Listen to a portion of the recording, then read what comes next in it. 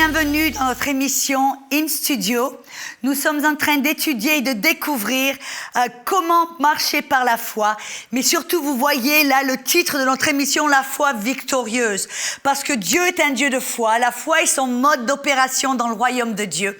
Et en tant qu'enfants de Dieu, nous devons être imitateurs de Dieu. Et nous devons apprendre comme Dieu à marcher par la foi. Par la foi, Dieu a créé le monde. Par la foi, Dieu a envoyé son Fils unique sur la terre. Par la foi, il est allé en enfer et ressuscité des morts. Amen. Et donc, vous et moi, on doit apprendre à marcher par la foi, à vivre par la foi. Amen. Et à être des enfants de Dieu. Et la foi, qu'est-ce que c'est la foi? Selon Hébreux 11, verset 1, c'est d'être complètement persuadé et convaincu de quelque chose que l'on ne peut pas voir ou ressentir au travers de nos cinq sens, mais on sait que l'on sait que l'on sait que c'est vrai, que c'est une réalité. Pourquoi? Parce que vous et moi, nous pouvons comprendre, selon la Bible, dans Colossiens 1, versets 15 et 16, nous dit que Dieu a créé deux mondes différents. Un monde physique, on voit la terre, amen, ce monde physique où Dieu nous a donné les cinq sens,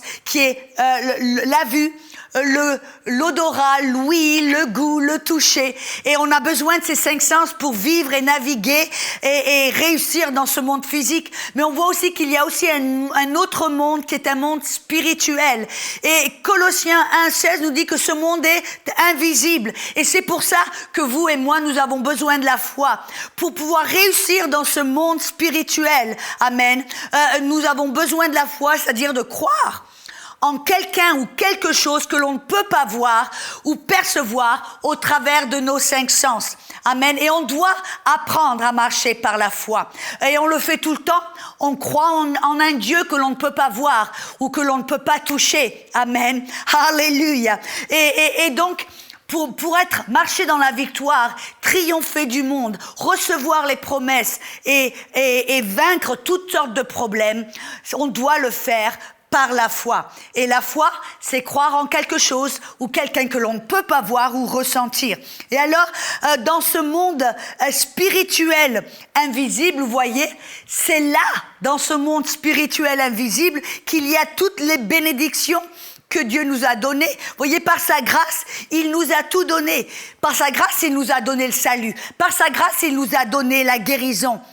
Vous vous rappelez ce que 1 Pierre 2,24 dit? Par les meurtrissures duquel vous avez, étant passé, été guéris. Amen. La Bible nous dit, vous êtes maintenant plus que vainqueurs en Jésus-Christ. En Jésus-Christ, rendons grâce à Dieu qui nous donne la victoire. Voyez, tout nous a déjà été donné par la grâce de Dieu en Jésus-Christ. Et il nous a donné, en fin de compte, un héritage. Éphésiens 1,11 nous dit qu'en Christ, nous avons reçu un héritage. Et cet héritage, il est où? Où est cet héritage? Où sont ces bénédictions? Où est cette guérison? Où est tout ce dont nous avons besoin pour vivre cette vie, non seulement en sainteté et piété, mais en victoire dans cette vie? Pas la vie là, dans quelques années dans le ciel. Non, notre vie ici terrestre, Dieu nous a tout donné pour vivre cette vie en victoire. Mais nous avons besoin de la foi. Et alors, elle est où cet héritage? La Bible nous le dit. Éphésiens 1,3.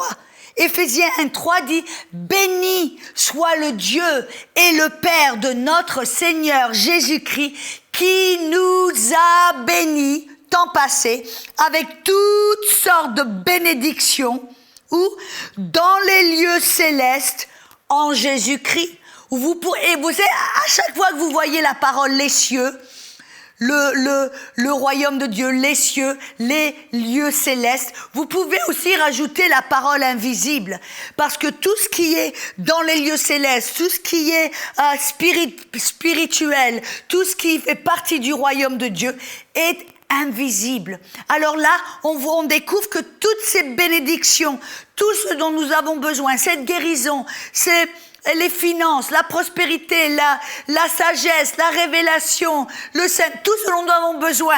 Amen, la liste est longue. Ça nous a déjà été donné en Jésus-Christ, mais où? Dans les lieux célestes. En fin de compte, si vous me permettez de le dire comme cela, quand Jésus est mort sur la croix, Amen. Il a vaincu le diable. Il a vaincu la maladie. Il a vaincu l'enfer. Il a vaincu la pauvreté. Lui est devenu pauvre afin que nous puissions être rendus riches. Par ses meurtrissures, nous avons été guéris. Il nous a donné tout ce dont nous avons besoin. Ça a déjà été fait, mais qu'est-ce qu'il en a fait de cette victoire? Qu'est-ce qu'il en a fait de ces bénédictions spirituelles? Il les a déposées, si vous me permettez, dans un compte bancaire spirituel. Amen. C'est-à-dire, c'est un compte bancaire, un héritage qui est dans les lieux célestes, mais c'est dans ce monde céleste qui est invisible. Vous ne pouvez pas le voir, ou vous ne pouvez pas percevoir, ou le connaître, ou le découvrir au travers de vos yeux, au travers de vos 5 sens. Parce que rappelez-vous, c'est spirituel. Si c'est spirituel, c'est invisible. Et c'est pour ça qu'on a besoin de la foi. Regardez ce que 1 Pierre, chapitre 1, versets 3 et 4 nous dit. 1 Pierre chapitre 1 versets 3 et 4 dit « Béni soit Dieu, le Père de notre Seigneur Jésus-Christ, qui selon sa grande miséricorde nous a régénérés pour une espérance vivante et il nous a régénérés, ligne suivante, pour un héritage qui ne peut ni se corrompre, ni souiller, ni flétrir, lequel vous est réservé dans les cieux. » En fin de compte, c'est exactement ce que j'étais en train de dire. Jésus a vaincu le diable, il a obtenu cet héritage, toutes ces bénédictions spirituelles, mais elles ont été déposées dans les lieux célestes, comme un compte bancaire spirituel qui est réservé pour nous, qui ne peut pas être corrompu, qui ne peut pas être détruit, qui ne peut pas être volé, qui ne peut pas être... non, c'est là et ça nous attend, c'est notre héritage, ça nous appartient.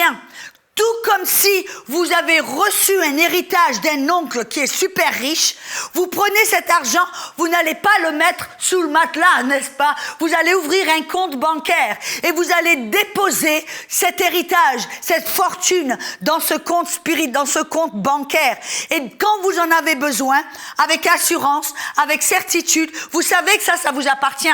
Vous savez que c'est à vous, que vous pouvez en disposer quand vous en avez besoin. Amen. Et vous allez à la banque, non pas pour supplier le banquier, non pas pour essayer de lui convaincre de vous le donner, non. Aucune question à ce sujet, vous savez que ça vous appartient. Alors vous y allez avec assurance pour faire un retrait. Et c'est ça la foi. La foi, c'est cette assurance de savoir que par la grâce de Dieu, vous avez un héritage. Vous avez toutes ces bénédictions qui vous appartiennent, qui sont là dans ce compte bancaire spirituel qui ne peut se corrompre et être détruit, qui vous attend, qui vous est réservé. Et quand vous en avez besoin, vous pouvez vous approcher pour en faire un retrait. Et c'est pour ça que vous avez besoin de la foi. Qu'est-ce que c'est la foi? C'est l'assurance, la conviction. C'est cette persuasion de quelque chose que vous ne pouvez pas voir ou sentir. Voyez, vous savez, quand vous êtes convaincu, que vous savez que vous avez cet héritage, que quelque chose vous appartient. Si vous savez que la guérison vous appartient, alors vous n'allez pas vous approcher pour mendier, convaincre, essayer de persuader quelqu'un. Non, vous allez vous approcher avec assurance. Écoutez ce que 1 Jean 5,14. 1 Jean 5,14 nous dit, ça, c'est l'assurance ou la conviction, la persuasion, la foi. Ça, c'est l'assurance que l'on a en Dieu, que si l'on demande quoi que ce soit selon sa volonté ou selon ce qui a été déposé dans ce compte bancaire, Dieu nous entend. Et s'il nous entend, nous avons déjà la pétition que nous lui demandons. En d'autres mots, voyez, avant de pouvoir vous approcher de Dieu, par la foi pour recevoir que ce soit la guérison ou toute autre chose, vous devez d'abord savoir si c'est sa volonté. Ou dans d'autres mots, si ça a été déposé dans le compte bancaire spirituel qui est invisible. Alléluia. Vous devez savoir si ça fait partie de votre héritage. Vous devez savoir si la grâce de Dieu a pourvu pour cette chose dont vous avez besoin. Oh, ça c'est super important. Alléluia, amen. Et comment, moi je sais ce que vous êtes en train de penser, comment découvrir ces choses, cet héritage spirituel? Comment découvrir ces réalités spirituelles? Comment marcher par la foi et être convaincu et persuadé de quelque chose que l'on ne peut pas voir ou percevoir au travers de nos cinq sens? Comment? Parce qu'après tout, vous vous rappelez, c'est invisible. Nous sommes dans ce monde physique, mais nous ne sommes pas de ce monde. Nous appartenons à un monde spirituel invisible. Et cet héritage Amen. Cet héritage est invisible. Vous voyez, ma langue c'est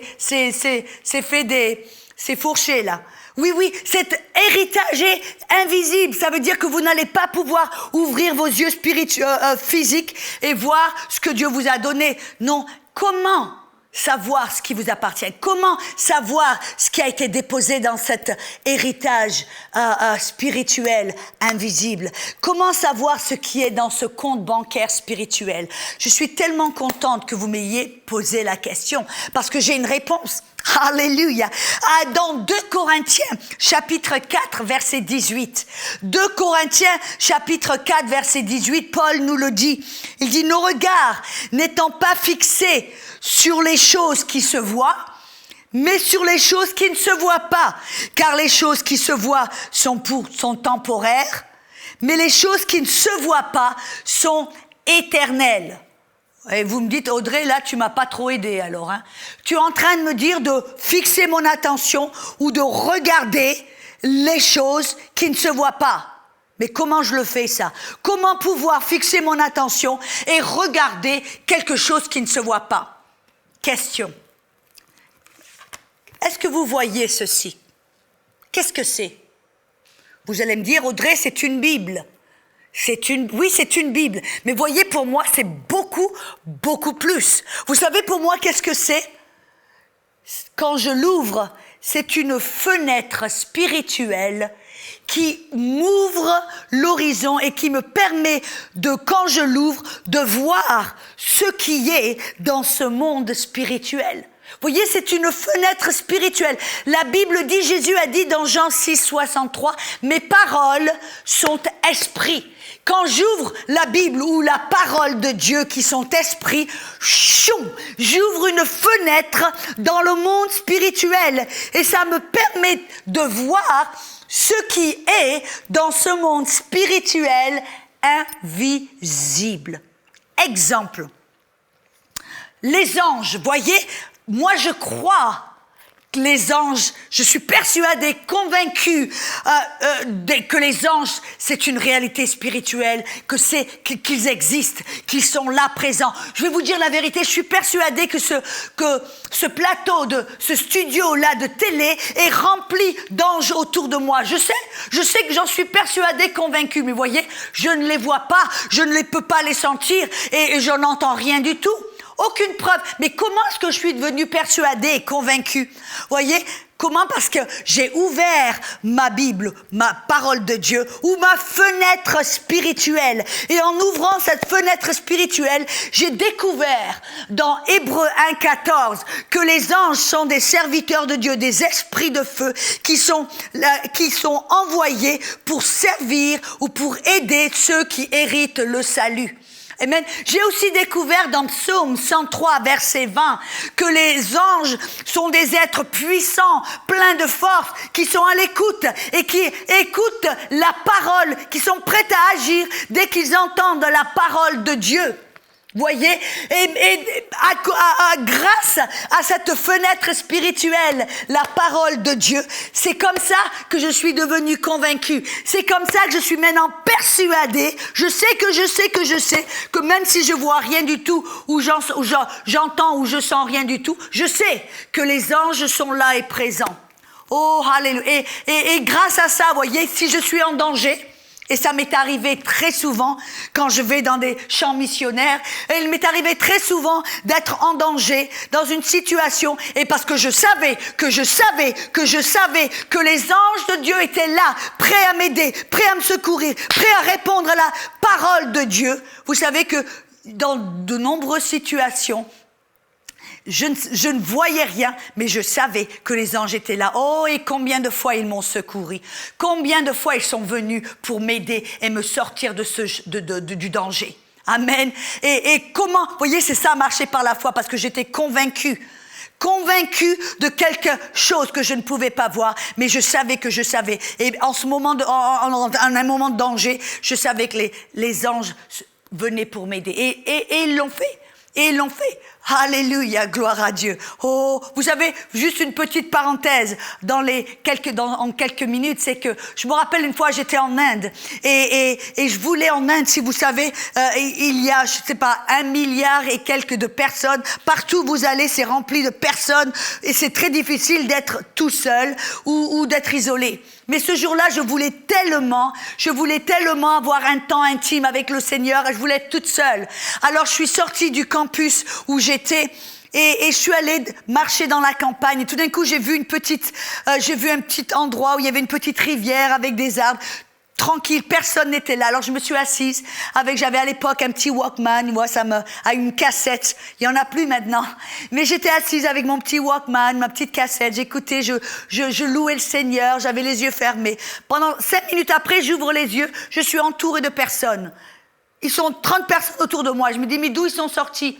Bref, on parle un petit peu, on échange, et tout d'un coup, je dis, bon, il faut que je retourne au campus. Et tout d'un coup, la nuit est tombée, la nuit tombe. Et alors, qu'est-ce que j'ai fait? J'ai commencé à marcher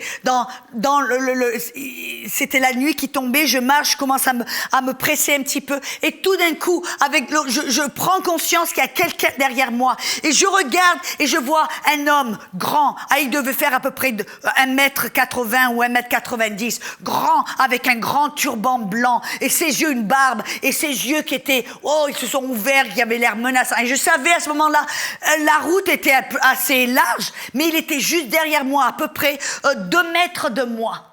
Et je savais en regardant derrière qu'il était prêt à me sauter dessus et ses intentions n'étaient pas bonnes, je vous le garantis. Mais vous savez qu'à ce moment-là, j'ai eu cette conscience par la foi que mes anges étaient là avec moi. Et tout d'un coup, de mon lettre, d'ailleurs, j'ai crié et j'ai prié vraiment en langue. Et tout d'un coup, vous savez que j'ai regardé et j'ai vu cet homme qui était gelé, comme ça, qui s'est gelé sur place. Et ses yeux sont devenus tellement grands. Et tout d'un coup, j'ai vu, sans voir aucun ange, j'ai vu cet homme comme quelque chose qui l'a soulevé, qui l'a tourné, comme quelque chose qui lui a mis un pied au derrière. Et l'homme est parti en courant. Vous savez, comment est-ce que ça s'est passé? Parce que je savais qu'il y avait une réalité spirituelle que je ne pouvais pas voir. Je savais que les anges étaient toujours avec moi pour m'aider, pour me secourir. Et ils sont venus à mon aide là, voyez. Parce qu'au lieu de me lamenter, de pleurer, d'être dominé par ce que je pouvais voir et sentir, qui était la peur, j'ai été à ce moment-là dominée par ce que je savais. Qu'est-ce que c'était? Que Dieu est puissant et que ses anges m'assistent, ces anges sont avec moi, ils sont présents, toujours présents. Vous avez aussi des anges dans ce monde spirituel qui sont là pour vous aider, vous assister, pour vous secourir. Amen. Et prenez-en compte, non, on ne les loue pas, on ne les adore pas. Non, on adore Jésus, on loue le Seigneur, mais on prend conscience que dans ce monde spirituel, Dieu, pour nous aider, nous secourir et nous aider à marcher, à réussir dans la foi, il a créé ces êtres, ces anges pour nous secourir et nous aider. Et voyez, tout comme Élisée dans le livre des rois, où il savait, même s'il y avait l'armée de Syrie qui l'entourait pour le détruire et le massacrer, il savait qu'il y avait des milliers d'anges qui allaient venir à leur secours, même s'il ne voyait rien du tout. Et il a envoyé son serviteur pour aller voir. Et qu'est-ce qu'il a vu tout d'un coup? Il a vu qu'il y avait l'armée de Syrie, des milliers de personnes qui l'entouraient, mais que derrière, il y avait une armée d'anges, des soldats spirituels, amen, qui étaient là. Et il en avait conscience, amen. Donc ça, voyez, c'est marcher par la foi. Être convaincu et persuadé et dominé par quelque chose que vous ne pouvez pas voir ou ressentir, mais vous savez que c'est une réalité spirituelle. Comment? Parce que vous avez ouvert. Comment avez-vous pris conscience de cette réalité spirituelle? Comment êtes-vous devenu convaincu et persuadé en ouvrant votre fenêtre spirituelle qui est votre Bible ou la parole de Dieu. Amen. Et que votre Bible soit un iPad ou un téléphone ou que ce soit... Amen, une Bible en papier. Là où est la parole de Dieu, ça peut être, vous pouvez l'avoir comme une fenêtre et vous l'ouvrez. Mais vous savez que pour ouvrir cette fenêtre, la parole de Dieu, très souvent, c'est difficile de le faire nous-mêmes. Qu'est-ce que je veux dire par là? On a besoin du Saint-Esprit. C'est pour ça que Dieu nous a envoyé le Saint-Esprit, l'Esprit de vérité, pour nous révéler la parole, pour nous ouvrir les yeux, pour nous permettre de voir, de comprendre, d'accepter la parole de Dieu. Si on regarde, par exemple, dans 1 Corinthiens chapitre 2, dans 1 Corinthiens chapitre 2, versets 9 à 12.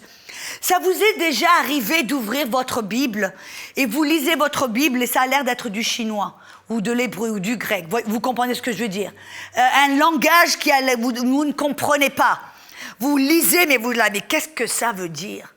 Qu'est-ce que ça veut? Je me rappelle quand j'étais toute jeune dans le Seigneur que j'ai lu Marc 11, 23, que Jésus a dit quiconque parle à la montagne et lui commande de se ôter, de se jeter dans la mer et ne doute point dans son cœur, mais s'il croit que ce qu'il dit se fera, il le verra s'accomplir. Je lisais ce verset, je me rappelle, je vivais près d'une montagne, le Mont Saint-Victoire, dans le sud de la France. Je regardais, je me disais, mais pourquoi est-ce que Dieu voudrait que je parle à cette montagne? Quel serait l'intérêt pour moi de parler à ça? C'est la seule chose que je pouvais voir. Vous voyez, j'étais simplement limitée à ce que je pouvais voir et sentir.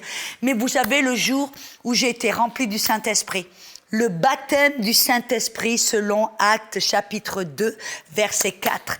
Ils étaient tous remplis du Saint-Esprit et ils ont tous commencé à parler en autre langue. Vous voyez, quand j'ai eu cette expérience du baptême dans le Saint-Esprit, je me rappelle après quelques jours plus tard, quelques semaines plus tard, être dans un avion pour aller en Angleterre. Et je me rappelle ouvrir ma Bible et j'ai ouvert sur Marc 11.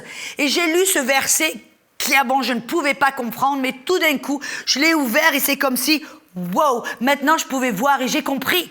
J'ai tout de suite compris ce que Jésus voulait dire. Quiconque parle à cette montagne, à ce problème, à cette épreuve, à cette maladie, à quoi que ce soit qui s'affronte et qui est devant toi pour t'empêcher, pour te détruire. Quiconque parle à ce problème et ne doute pas dans son cœur, mais croit que ce qu'il dit se fera, il le verra s'accomplir. Voyez, qu'est-ce que je veux dire par là? Que parce que j'avais le Saint-Esprit maintenant, l'Esprit de vérité, pour me guider dans toute la vérité, maintenant, je n'ouvrais plus une Bible ou la parole de Dieu, maintenant, j'ouvrais. Il m'a permis d'ouvrir cette fenêtre spirituelle, c'est-à-dire de pouvoir voir, comprendre et recevoir la révélation et la lumière, la réalité de ces choses spirituelles, de ces vérités spirituelle, des choses. Et donc, c'est important. Je veux vous encourager, si vous n'avez pas reçu le Saint-Esprit, de demander à Dieu. Amen. De demander à Dieu de vous remplir du Saint-Esprit, d'ouvrir votre bouche et de commencer à parler en langue. Amen. Et alléluia. Et alors le Saint-Esprit va vous aider à ouvrir la fenêtre. Écoutez ce que 1 Corinthiens chapitre 2 versets 9 à 12 nous dit. Selon qu'il est écrit que l'œil n'a pas vu et que l'oreille n'a pas entendu, ni n'est rentré dans le cœur de l'homme les choses que Dieu a préparées pour ceux qu'il aime. Vous voyez, tout cet héritage spirituel, ces choses spirituelles que Dieu a préparées pour vous, vous n'allez pas pouvoir les voir, les entendre ou les percevoir au travers de vos 5 sens. Mais, j'aime bien ce genre de mais. Mais Dieu nous les révèle par son esprit, car nous avons reçu non l'esprit du monde, mais l'esprit qui est de Dieu, afin que nous connaissions les choses qui nous ont été librement données par Dieu. Voyez, le Saint-Esprit dans la Bible, qui est le Nouveau Testament, ça veut dire la dernière volonté de Dieu pour nous.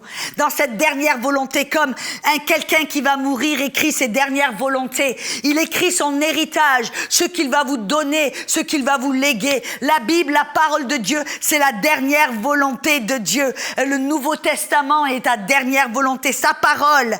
Et quand on l'ouvre avec l'aide du Saint-Esprit, qui va nous ouvrir la fenêtre et nous révéler la vérité, alors qu'est-ce qui va se passer? Vous allez découvrir ces choses que Dieu a préparées pour vous, vous a données en Christ, vous a déposées dans ce compte bancaire spirituel, cet héritage qui vous appartient.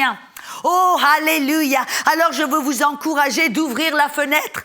Ouvrez, c'est pour cela. Voyez, je connais tellement de personnes qui ont des besoins ou qui ont besoin de guérison, mais elles s'approchent vers Dieu en priant, en pleurant, en pleurnichant, en mendiant, en essayant de convaincre Dieu. Non, vous n'avez pas besoin d'essayer de convaincre Dieu ou de le supplier ou de le motiver et surtout pas de le manipuler. Non, vous avez simplement besoin d'aller dans votre Bible, dans la parole de Dieu. Amen. Et ouvrez la fenêtre avec l'aide du Saint-Esprit, car lui, il va vous révéler dans la parole ce qui vous appartient. C'est comme cela, voyez, qu'on découvre que la guérison fait partie de notre héritage. On ouvre la parole, on regarde certains versets qui nous révèlent que la guérison nous a été léguée, que la guérison nous a été donnée, que ça fait partie de notre héritage en Jésus-Christ. Voyez, et dès que vous découvrez que la guérison, et j'utilise la guérison parce que c'est du concret, ou les finances, amen, et si vous avez besoin d'un boulot, si vous avez besoin d'argent pour payer vos factures, c'est un besoin.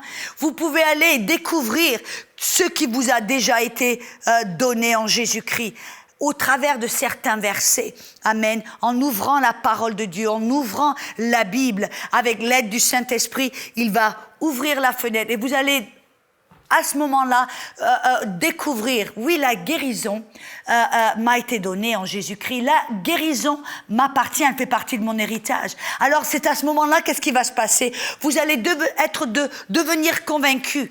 Vous allez devenir persuadé. Vous allez savoir que vous savez que la guérison vous a déjà été donnée, que ça fait partie de votre héritage, ça vous appartient. Ça a été déposé dans ce compte bancaire spirituel. Et quand vous devenez convaincu de cette réalité, oh alléluia, au lieu d'être convaincu et dominé par ce que vous voulez voir et vous sentez, vous allez commencer à marcher par la foi et pouvoir posséder cette guérison. Et dans la session prochaine, dans l'émission prochaine, nous allons aller un petit peu plus loin aussi et découvrir comment marcher par la foi, comment obtenir cette guérison ou ces bénédictions qui nous ont été données en Jésus-Christ. Alléluia. J'espère que vous allez pouvoir revenir pour découvrir avec moi comment marcher par cette foi pour obtenir les bénédictions de Dieu. Amen. Oh, alléluia. Vous avez remarqué que je vais petit à petit. On essaie d'aller de petit en petit pour essayer de construire une fondation solide, de construire notre maison avec une fondation solide, afin de pouvoir élever des murs, que notre maison ne s'effondre pas et qu'au milieu de la tempête, quand vous avez besoin, vous allez vous tenir debout. Amen.